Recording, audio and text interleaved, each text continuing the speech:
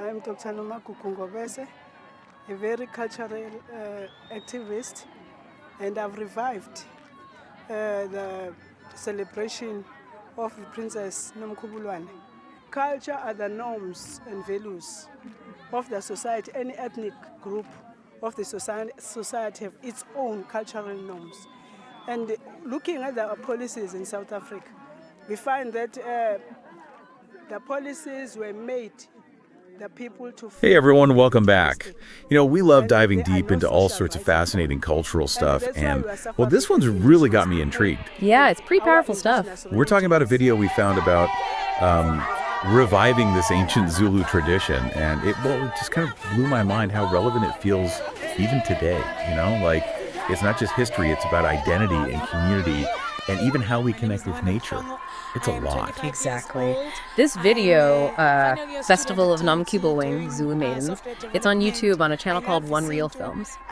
And it dives into this whole revival movement. These activists are using these ancient traditions to tackle some seriously modern issues. Yeah.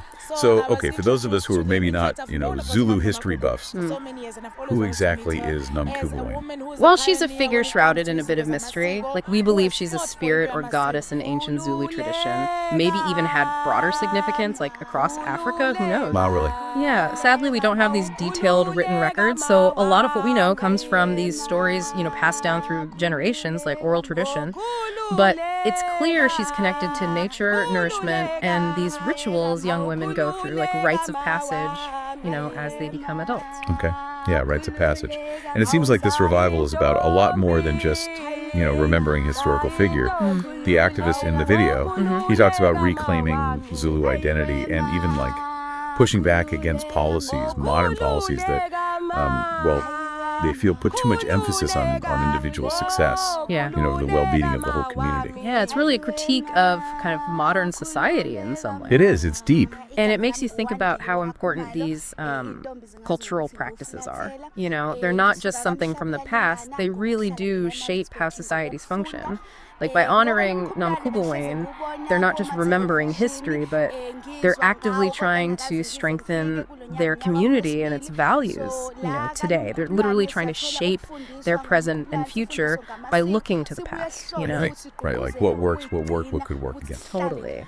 One thing I thought was really interesting was they talked about these showcases of both virgins and veterans in the celebrations. And I know this can be a sensitive topic, but can you maybe shed some light on what virginity means in this context? I mean, what's its significance? Yeah, it's definitely something you got to understand through their cultural framework, not through our, like, modern lens. You know what I mean? In a lot of cultures, including some Zulu traditions, virginity represents purity. It's linked to a stronger connection to the spiritual world. So it's not about imposing a moral judgment, but like understanding it as part of their system of beliefs, you know? It definitely makes you rethink some things. And it makes me wonder, like, how hard is it to actually, you know, bring back these ancient practices in today's world? Like, how do they actually do it? It's super complex, right? I mean, think about it. These traditions, a lot of times they were suppressed during colonization, right? Labeled as primitive or, you know, seen as conflicting with the new belief systems being imposed on them. So this revival is like pushing back against all that. It's about them taking back control over their own cultural heritage. Right, like reclaiming it.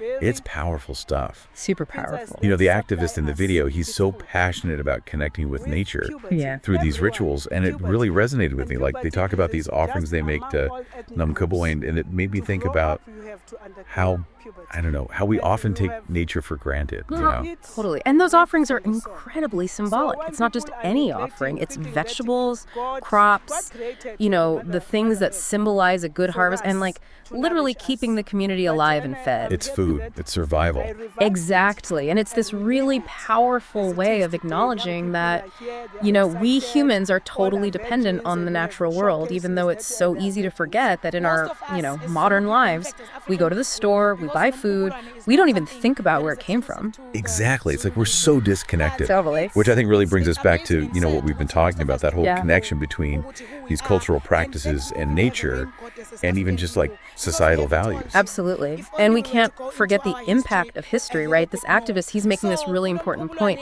He argues that Western religion and education, it's, you know, in a lot of ways, it's undermined these indigenous knowledge systems.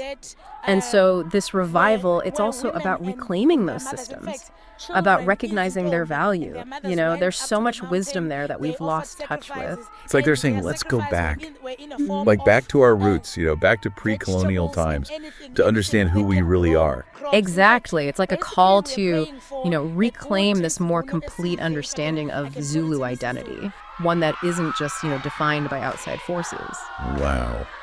This has been such a mind-blowing deep dive. It's amazing how much you can learn about a culture, you know, just by looking at one specific tradition. Totally. And it just leaves you with all these questions, you know? Like, how do cultural practices, like the ones we've been talking about, how do they shape how we understand ourselves? Like, who we are in the world? And what about all the other cultures out there? You know, what kind of revivals are happening? And what can we learn from them? I mean, it's a journey of rediscovery, you know, not just for these specific cultures, but for all of us. It's pretty inspiring, actually. It is. It is inspiring. Well, that's all the time we have for this deep dive, but I have a feeling we'll be revisiting these ideas again for sure. Thanks for listening, everyone. See you next time. Many years, 1650 when they came, we were killed, we were resisting, we were fighting. Where is that history? So that these young people knows. So we are just empty in terms of history in South Africa. Gobumendo uzilaya hey uyelele mama engazi khethela lendlela webaba ngashiya bakwe khole khona la siya khona angoba umntombi bami ukuzigcina hey uyelele mama engazi khethela lendlela webaba ngashiya bakwe khole khona la siya khona webaba ngicela ungalekele hey uyelele mama engazi khethela lendlela webaba ngashiya bakwe khole khona la